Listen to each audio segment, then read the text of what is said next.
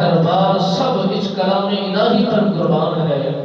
جس کے صدقے سے کائنات کا وجود باقی ہے، جس کے صدقے سے یہ نظام باقی ہے، اور جو اصول دین اسلام نے ہمیں دیا ہے وہ قانون باقی ہے۔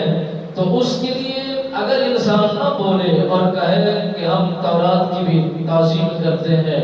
انجیل کی بھی تعظیم کرتے ہیں، زبور کی بھی تعظیم کرتے ہیں، ہم ان ساری کتابوں کی تعظیم کرتے ہیں، اس میں کوئی شک نہیں ہے، جو قرآن آئے اس کے علاوہ جتنے بھی صحیفے آئے، کتابیں آئی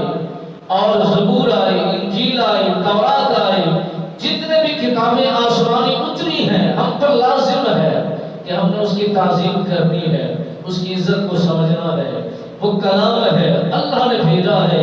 بھلے منسوخ ہو چکا ہے، یا یہ ہمارے اوپر لازم نہیں ہے کہ ہم اسے ترک کر دیں اور اسے چھوڑ دیں، نہیں، اس کے حکم پر، اس کے عمل پر تو ہمیں ممانعت کا حکم دیا جاتا ہے، مگر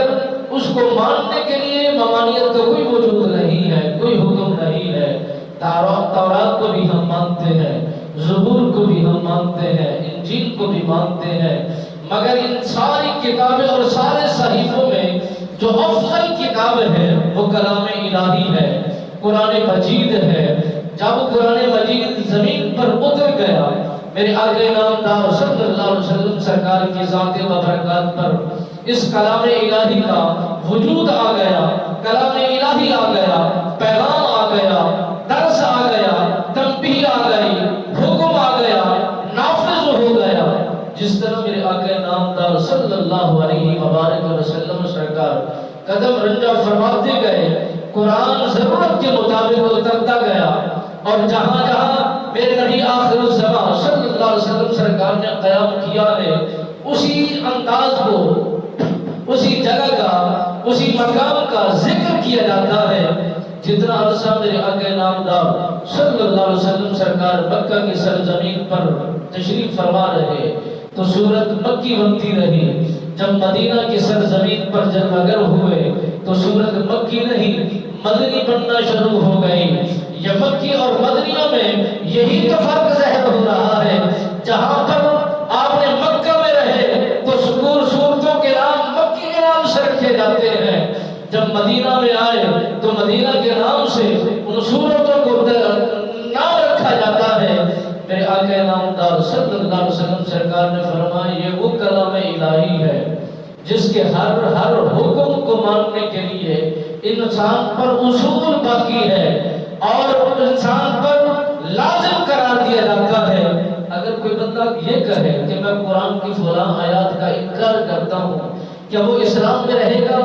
اسلام کے ساتھ اس کا کوئی تعلق ہوگا؟ اس کی برادری کو دیکھا جائے گا؟ کیا اس کے قبیلے کو دیکھا جائے گا؟ اس کی رشتہ داری کو دیکھا جائے گا؟ اس کے مال و متاع کو دیکھا جائے گا؟ ہرگز نہیں دیکھا جائے گا۔ اگر وہ مومن ہے تو پھر اس کے لیے حد بندیاں ضرور ہے، اصول ضرور ہے، طریقہ کار ضرور ہے، اصول شریعہ موجود ہے، اصول قانون موجود ہے، یہ سارے ضابطے طور طریقے باقی ہیں۔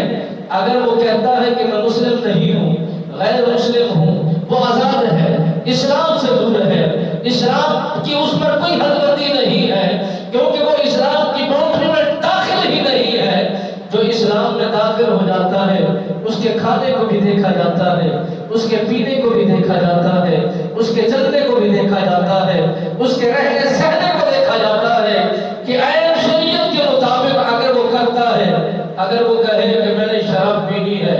اسلام اور قانون اور قرآن نے اس کو حرام قرار دیا ہے، جو چیز اسلام نے حرام قرار دی ہے، اگر وہی چیز انسان اپنا کر یہ کہے کہ یہ میرے لیے جائز ہے، میں اسے جائز سمجھتا ہوں، میں اسے حلال سمجھتا ہوں، اسے ستھرا سمجھتا ہوں، اسے صاف سمجھتا ہوں، تو میرے آقا نامدار صلی اللہ علیہ وآلہ وسلم سرکار نے فرمایا وہ مومن نہیں ہو سکتا جو حرام کردہ چیز کو اپنے اوپر اور زمانے کے اوپر حلال قرار دے دے اور کہے کہ میں اسے جائز سمجھتا ہوں۔ حرام چیز کو حلال کا لقب دے کر اس کو اپنا کر عمل کرنے کے لیے میرے آقا نامدار صلی اللہ علیہ وسلم سرکار نے فرمایا وہ کافر ہو جاتا ہے، ایمان ہو جاتا ہے